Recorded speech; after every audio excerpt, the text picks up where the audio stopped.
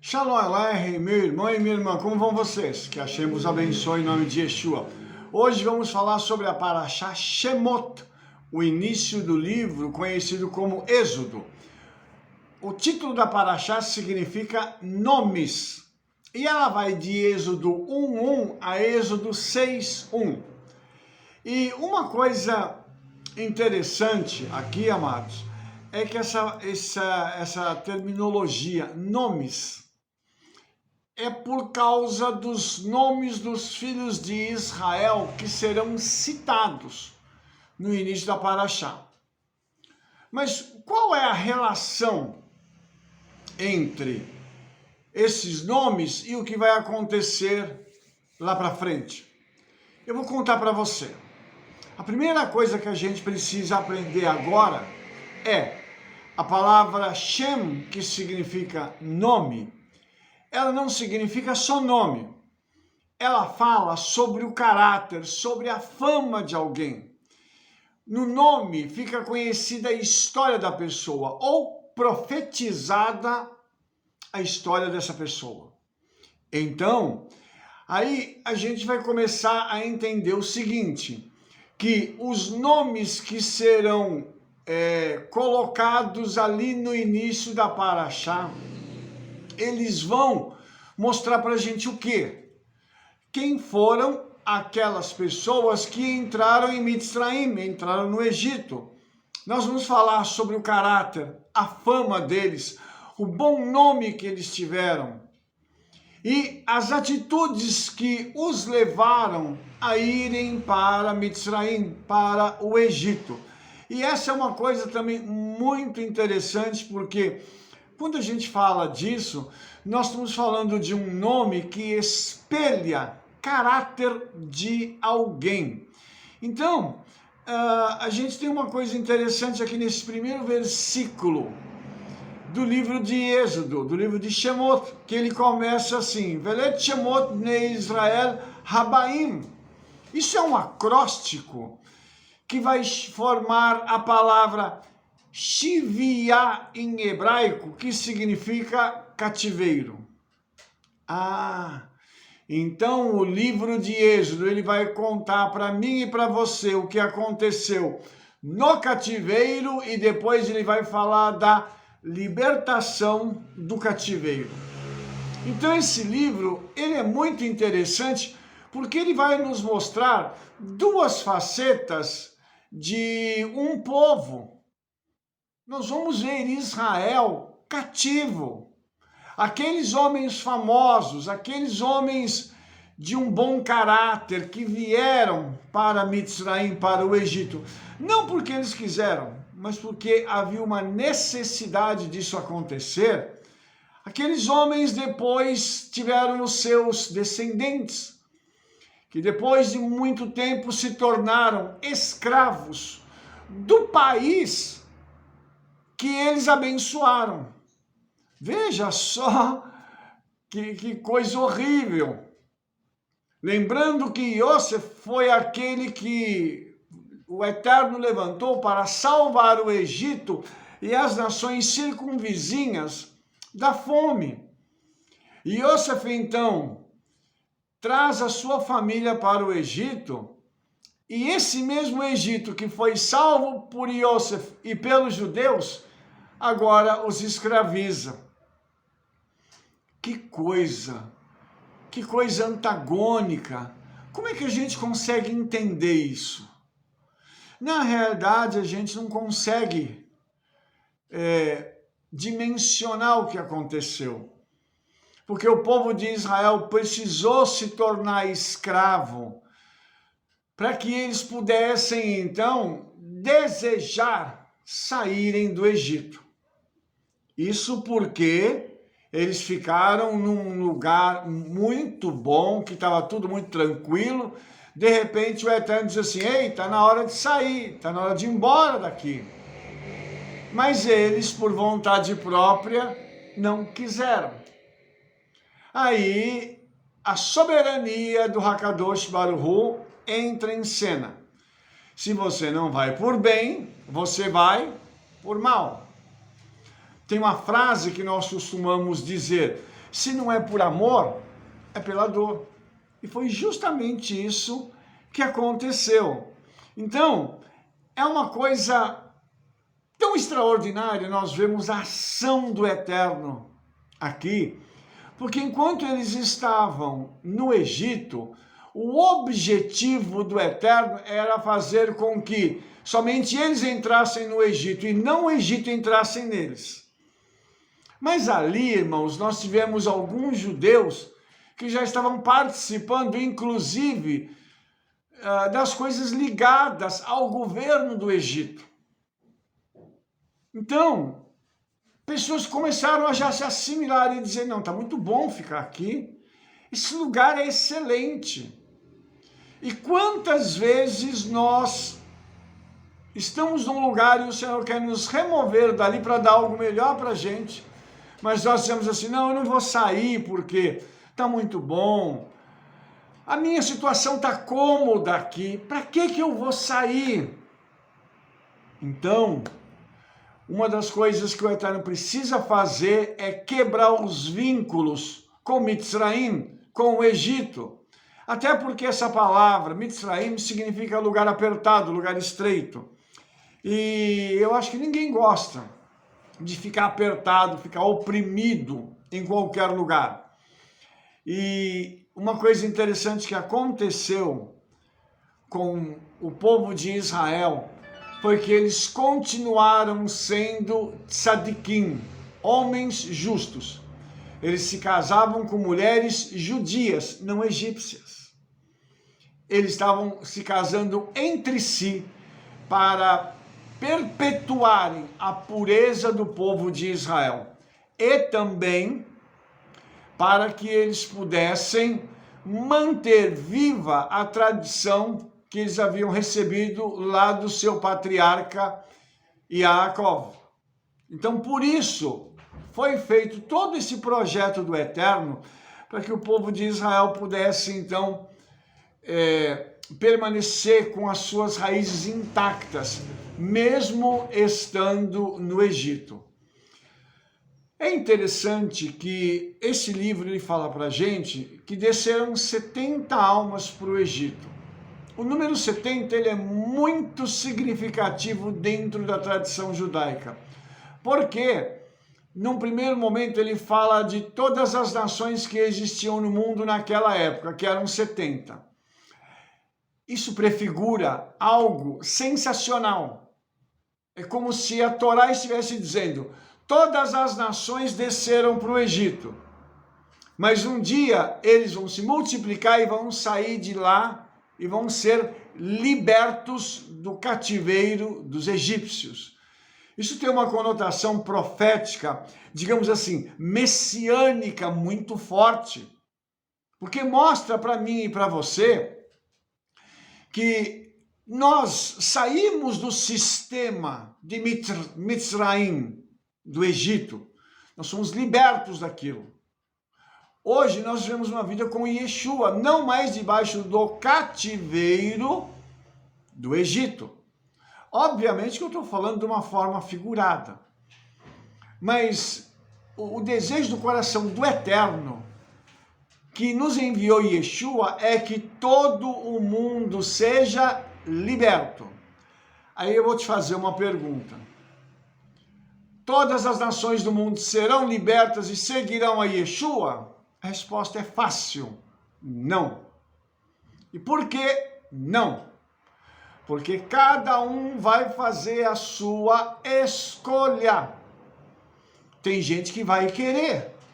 Tem gente que vai abominar e dizer assim: eu não quero Yeshua, eu quero viver a minha vida. E muitas pessoas têm feito isso. Muitas pessoas preferem que as suas vidas sejam guiadas, teoricamente, por eles mesmos, do que submetê-las ao governo de Yeshua e automaticamente ao jugo da palavra do Eterno. Eles não querem isso. Então, se eles não querem isso, por que vai se forçar a fazer isso? Tem duas coisas que eu gostaria de te mostrar. Primeiro, o profeta diz assim: não por força e nem por violência, mas pelo meu espírito, diz Adonai Tsevaot, o Senhor dos Exércitos. O Senhor, então, ele deseja fazer as coisas comigo e com você através do Espírito Santo. O Espírito vem, fala, toca, mostra sinais, maravilhas, coloca pessoas justas para orar por aquelas pessoas que precisam ser salvas. E a pessoa não alcança a salvação. A culpa é de quem? É sua, é minha? A culpa é da própria pessoa. Uma outra coisa é que lá no livro do Apocalipse está escrito assim: eis que estou à porta e bato. Ou seja, Yeshua está pronto para poder entrar na vida de uma pessoa. Ele está lá batendo a porta. Será que todos abrem? Novamente a resposta é não. E por que não? Porque está em jogo uma mudança profunda de comportamento e de caráter. Mas nem todo mundo quer ter o seu caráter tratado. As pessoas acham que não precisa disso. Elas acham que é bom continuar do jeito que eles estão. Tem muito crente hoje que não quer ter o seu caráter tratado. Imagina as pessoas lá fora, que fazem o que querem, vão aonde querem, assistem o que elas querem, falam o que elas querem. Para que eles vão querer mudar de vida? Só para dizer assim, eu vou dar salvação. Para eles isso é só. Para nós é o ápice de nossa vida. Porque a vida que nós estamos vivendo aqui não é uma vida real. Ela é uma vida que é passageira. A vida real nós vamos viver lá na eternidade. Porque como nós viemos de lá, aquele é o mundo real. Esse aqui é um mundo, digamos, entre aspas, fictício. Porque aqui é só uma passagem. Por isso é que, quando se fala de Shemot, de nomes, vai se dar os nomes daquelas pessoas que foram para Mitzraim, mas que o coração delas ainda estava em Canaã, na sua terra natal. Entende isso? Aquelas 70 almas, elas estavam temporariamente ali, não definitivamente. Por isso é importante a gente entender esse conceito inicial, para que a gente possa então continuar caminhando dentro disso e entender a importância que o Senhor dá para estes nomes, para o seu nome, para o meu nome. Nós somos chamados pelo Eterno, pelo nome. Cada um de nós será julgado pelo nosso próprio nome. Sabe o que isso significa? Que nenhum de nós será indesculpável. Na hora de receber a recompensa, é também pelo nome. Eu não vou receber a recompensa do fulano ou do ciclano, eu vou receber a minha recompensa por aquilo que eu fiz e por aquilo que eu fui enquanto estive aqui. O meu nome vai carregar o meu caráter e os meus atos, os passados, os presentes, que vão determinar o futuro. O nome, então, ele é atemporal, porque ele sai do passado para conectar o futuro. Entende como isso é extraordinário? Deixa eu voltar um pouquinho para falar sobre os 70, que é um número importante. Quando a gente fala de 70, tem algumas coisas que os nossos sábios declaram que eu quero só listar aqui para você. Segundo a tradição judaica, existem 70 faces para a Torá, ou seja, a Torá tem 70 interpretações diferentes, são muitos níveis de interpretação. Aí, é até legal isso, porque existem pessoas com quem nós conversamos, principalmente nas redes sociais, sabe? E a pessoa diz assim, mas essa é a interpretação certa da Torá. Depende. Qual é o fluxo no qual você está? Porque a Torá ela tem várias formas de ser enxergada. Então, os níveis de interpretação também serão múltiplos e eles vão apontar para múltiplas verdades. A tradição ainda diz que Moshe ensinou a Torá em 70 línguas. Isso aqui é importante. Por quê? Porque Moshe ensinou a Torá para todo o mundo. Moshe, ele já é uma figura do Mashiach, que faz com que a palavra dele alcance todo o mundo. Você entendeu, então, por que a Torá tem que ter os níveis de interpretação? Porque cada nível vai alcançar um lugar do mundo. Cada nação do mundo, cada pessoa em lugares diferentes vai ouvir a mesma verdade em níveis diferentes. Você pode dizer algo para alguém hoje e essa pessoa não entender nada, mas aquele que estava do lado dele e ouviu junto, entendeu a mensagem, porque o nível de percepção dessa pessoa é diferenciado. Continuando, o Sinédrio tinha 70 rabinos ou 70 sábios. Para que serviu o Sinédrio? Era para julgar os crimes ou as causas que aconteciam em Israel. Isso significa que haverá um juízo para todas as nações do mundo. Ninguém vai escapar do Mashiach, que é o príncipe, né? É aquele que é o Av Beit Din, é o máximo, aquele homem que é o maior dentro do Sinédrio. Ele vai julgar as nações do mundo.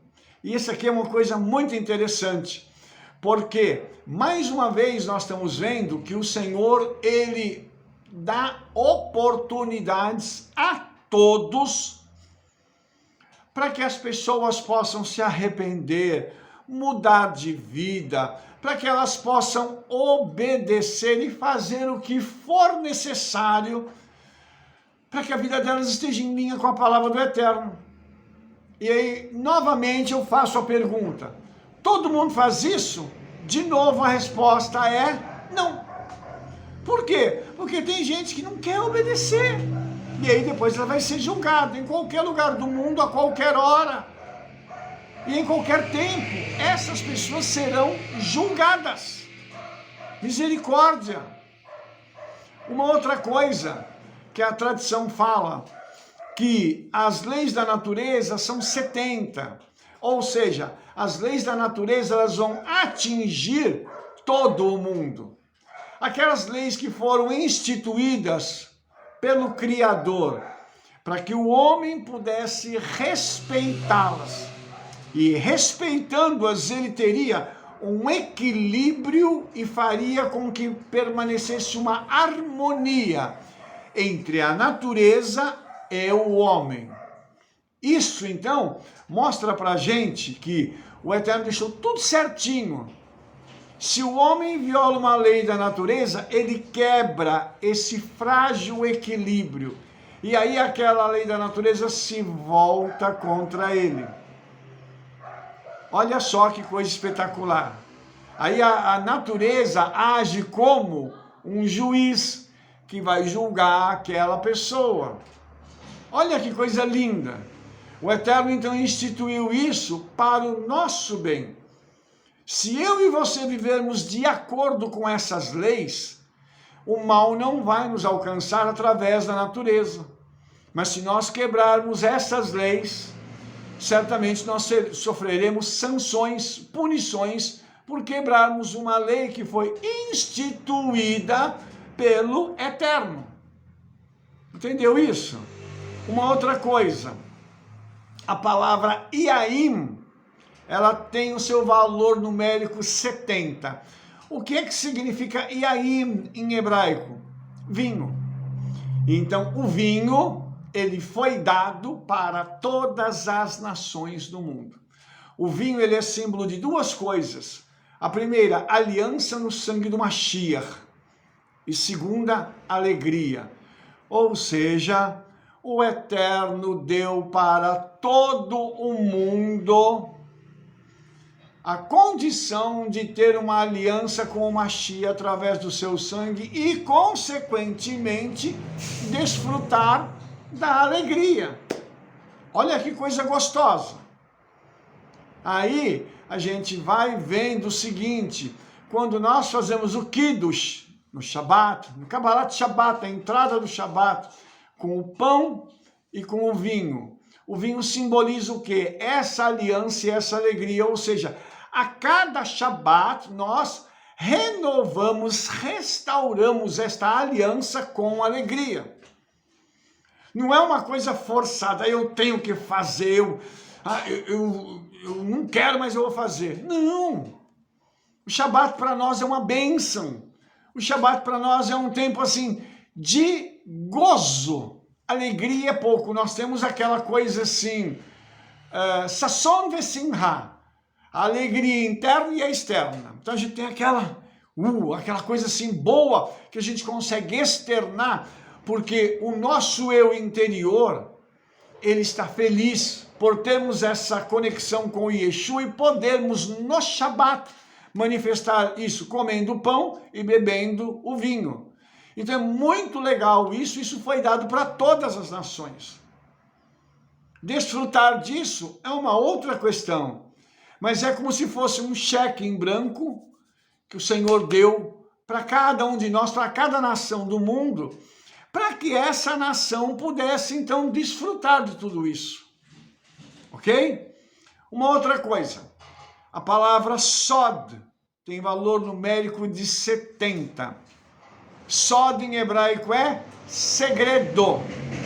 De novo, o segredo do Senhor é para todas as nações. Ele quer abrir as câmaras secretas da sua palavra e da eternidade para entregar ao homem tudo isso. E de novo, vem a pergunta: por que o homem não desfruta de tudo isso? Misericórdia. Porque o homem não quer. E aí a palavra diz que o segredo do eterno são para os seus. Por quê? Porque nós que somos judeus, nós ansiamos por isso, nós desejamos isso. Nós queremos isso com vontade. Então nós buscamos ao Senhor, pedimos ao Ruach HaKodesh, ao Espírito Santo, que fale conosco e manifeste para nós estes segredos. E ele, através do conhecimento da palavra, nós vamos subindo degraus, galgando experiências diferentes para alcançarmos estes segredos. Continuando, Adam ve'Havá, Adão e Eva têm um valor numérico de 70. Então, você entendeu agora porque Adão e Eva são os pais da humanidade? São os progenitores da humanidade? Porque que deles saíram todos os seres humanos até o dia de hoje? Porque o valor numérico do nome deles é igual a 70. Todas as nações do mundo. Olha só que coisa linda isso. E a gente pega isso e fala assim, puxa vida, que lindo. Que espetacular é a gente entender que Adão e Eva deram origem a todo mundo. E vou mostrar uma outra coisa para você agora. Para completar essa linha de raciocínio, avivei-me, meu pai e minha mãe, tem o valor numérico de 70.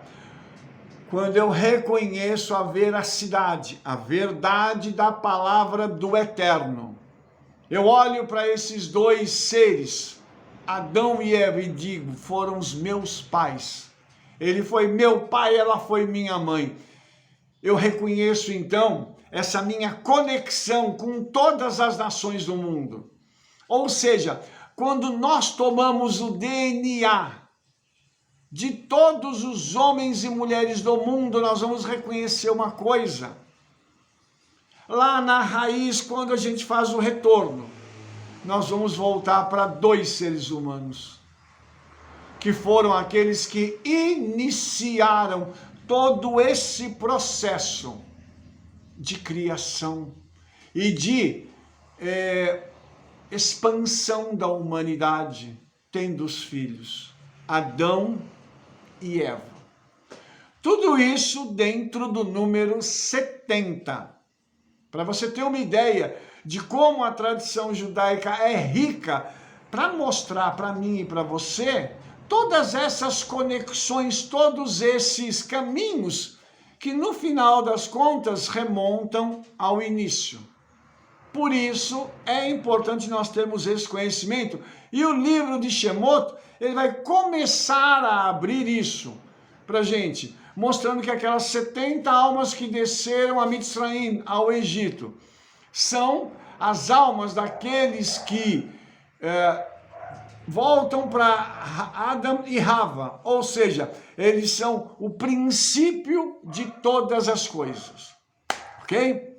Aí, quando nós temos também os nomes que são dados, né, aos 12 irmãos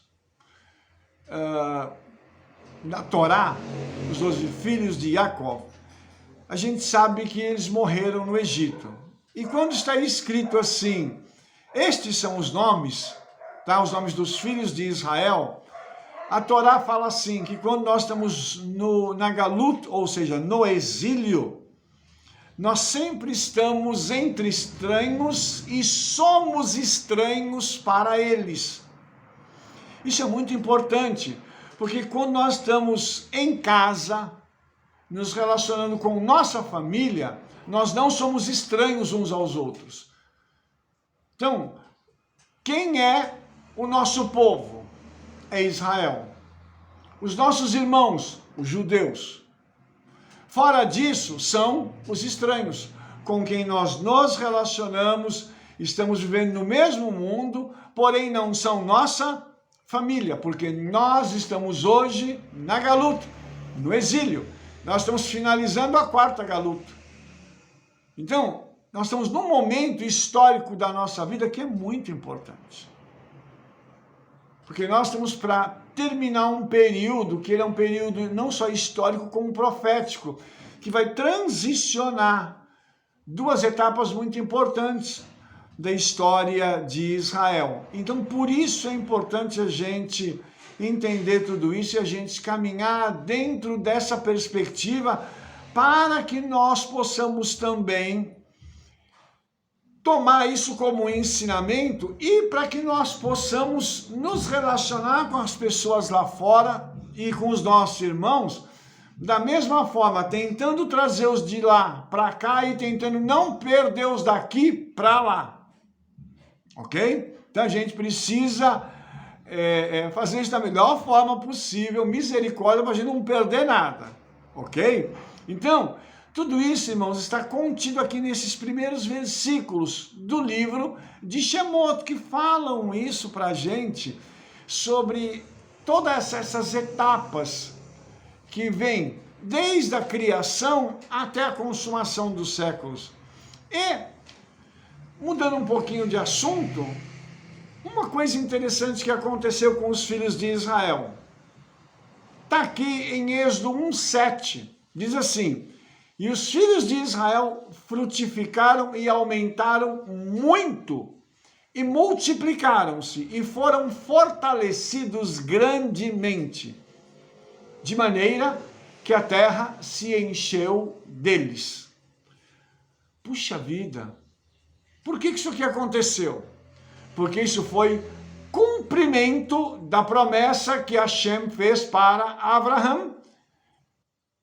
Depois, Abraham falou para Isaac, Isaac contou para Jacó e Jacó fala isso com Yosef.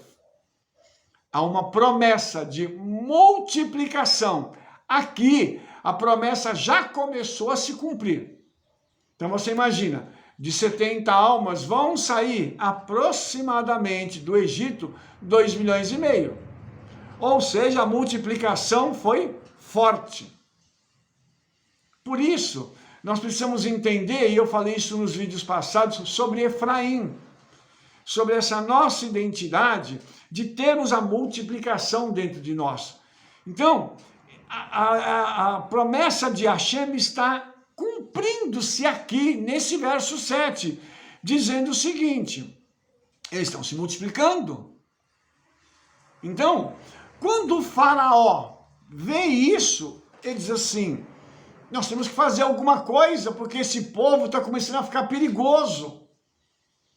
Nós precisamos dar um jeito neles, porque eles estão ficando muito numerosos. Daqui a pouco, eles vão ser mais numerosos do que nós, e eles poderão se voltar contra nós e nos matar. Ou seja, eles vão ficar no Egito, com tudo aquilo que é do Egito, mas sendo hebreus. Só que não era isso que o Eterno queria.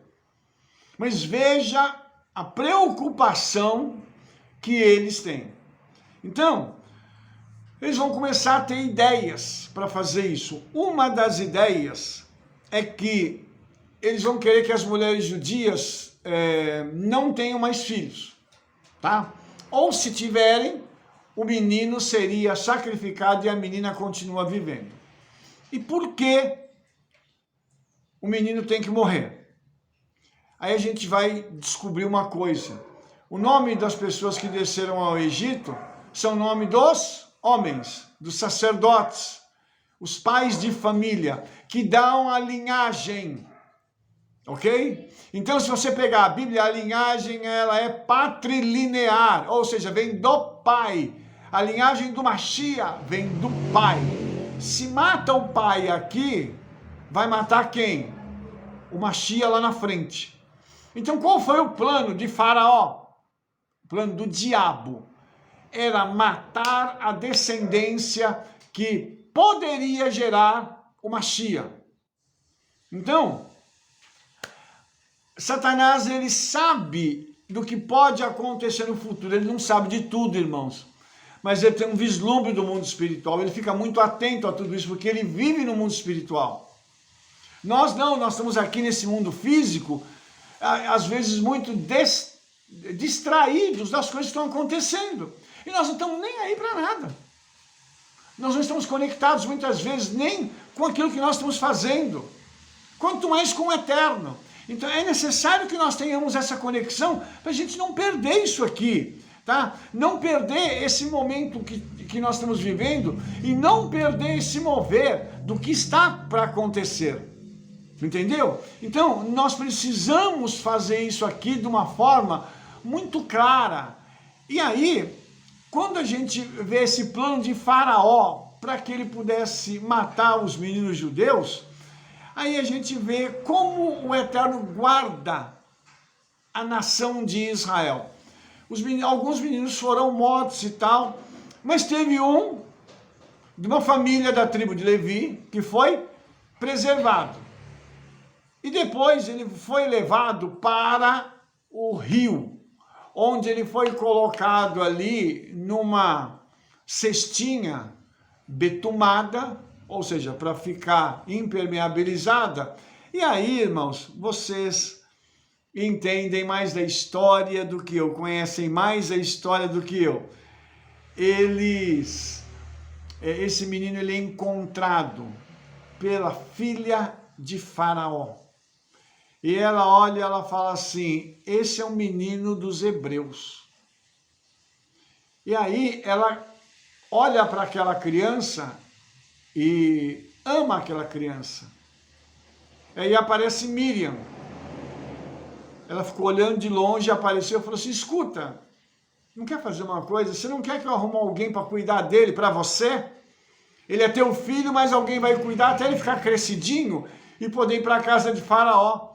Veja o Espírito Santo usando essa menina, a sagacidade de Miriam para poder falar isso. E a filha de Faraó concorda e fala: sim, me arruma alguém aqui. Aí Miriam vai chamar quem? A mãe dela, que é a mãe de Moshe. E aí ele recebe o nome de Moshe, porque ele foi tirado das águas. E aí, veja bem que coisa interessante. Ele vai ser então criado pela mãe, por uma família de hebreus, de judeus, e depois ele vai ser entregue para estar na corte de Faraó. E tem uma coisa muito, muito interessante. Os sábios de Faraó, num determinado momento, olharam e falaram assim: essa criança vai te dar problema, Faraó. Faraó estava brincando com a criança e ela o Moshe foi e pegou na coroa dele. Ele falou: não, isso aqui é só uma criança, ele não sabe a diferença. E aí entra o Midrash para contar uma coisa interessante que aconteceu. Os magos de Faraó disseram assim: então vamos fazer um teste. Vamos ver se ele não sabe a diferença entre um carvão em brasa e ouro. E eles colocaram um carvão em brasa e a coroa de ouro de Faraó. E soltaram Moshe. Ele foi engatinhando e aí ele pega no carvão em brasa e coloca na boca. E aí o Midrash diz que é por isso que ele era gago. Mas isso aconteceu para preservar a vida de Moshe. Foi um anjo que fez ele fazer isso. Para quê? Para que a vida dele fosse preservada. E Moshe, que foi resgatado da morte, agora será aquele que resgatará o povo de Israel da morte. Porque havia um decreto de morte sobre os meninos. E Moshe deveria ter morrido. Mas o seu nome significa tirado das águas. E aí, irmãos, nós temos também uma outra coisa muito interessante, porque dentro da palavra Neshama, que é a alma, nós temos a palavra Shem, que significa nome. Ou seja, na sua alma está gravado o significado do seu nome. E o seu nome, ele espelha a sua alma. E Moshe já tinha essa conotação daquele que vence as águas. E você vai perceber que lá na frente, quando ele tem aquele momento em que ele está diante do mar e que o Eterno manda ele pegar o cajado e levantar, as águas se abrem para ele. Por quê? Porque ele já tem uma relação de vitória com as águas. Isso é muito legal a gente perceber isso aqui. No nome de Moshe, e nesse primeiro momento que ele está nascendo, que ele está se desenvolvendo, dando seus primeiros passos como uma criança, o nome dele já vai começar a pesar. O nome dele já vai começar a fazer efeito. Porque o nome dele já vai começar a espelhar alguma coisa que denota uma grande vitória, um homem que será vitorioso naquilo que ele for fazer. Então, irmãos, ele vai estar no palácio do rei, como um príncipe dentro de um palácio. Para quê? Para que dali ele possa sair para buscar o povo de Israel e libertá-lo. Para mim poder encerrar esse vídeo, Yeshua desce da eternidade como um príncipe do eterno. Para fazer o quê? Para nascer entre nós e para que ele pudesse libertar o povo de Israel da escravidão e depois todo o mundo. A escravidão do pecado. Dois príncipes com a mesma missão. Dois homens de Deus, um espelhando o outro, mostrando que há uma realidade espiritual por trás de cada ato e de cada palavra. Eu e você precisamos entender essa relação. Essa relação que há do nosso nome com o nosso caráter, com a nossa personalidade. O nome que nós temos e o nome que nós recebemos, que aponta para o passado de quem fomos, o presente de quem somos e o futuro de quem seremos. Nós podemos pegar hoje e fazer com que a nossa vida seja uma vida de um grande progresso espiritual e uma ascensão espiritual muito grande. Mas para que isso aconteça, eu tenho que olhar para a minha realidade e dizer, eu vou fazer com que o meu nome ele possa espelhar o nome de Yeshua. E o nome de Yeshua significa que o eterno é salvação. Eu preciso ser um canal de salvação para as demais pessoas. Eu preciso ser aquele que vou anunciar a palavra e ajudar Yeshua aqui a resgatar pessoas das águas malignas do mal para levá-las junto comigo para Canaã. Esse deveria ser o nosso trabalho e deve ser o nosso esforço diário. Por isso, irmãos, Shemot começa nos ensinando uma grande lição. Nesses primeiros versículos, nós temos já determinado o cativeiro, mas também a redenção. Nós sabemos que nós já saímos do cativeiro e estamos caminhando para a nossa redenção. Que ela seja breve e que nós possamos desfrutar da redenção plena, em nome de Yeshua, e não só nós, todos aqueles que confiam e amam ao Senhor Yeshua. Baruch Hashem, que assim seja. Se você gostou desse vídeo, dê um like, favorite aí, clique no sininho para que nós possamos mandar para você todas as nossas recomendações e espalhe o trabalho que nós estamos fazendo aí para todo mundo. Envie esse vídeo para todas as pessoas que você conhece, porque nós nos veremos no próximo vídeo. Shalom, shalom, Shavua Tov, Beshem Yeshua Mashiach, o Rei de Israel. Amém, amém. Toda Rabá.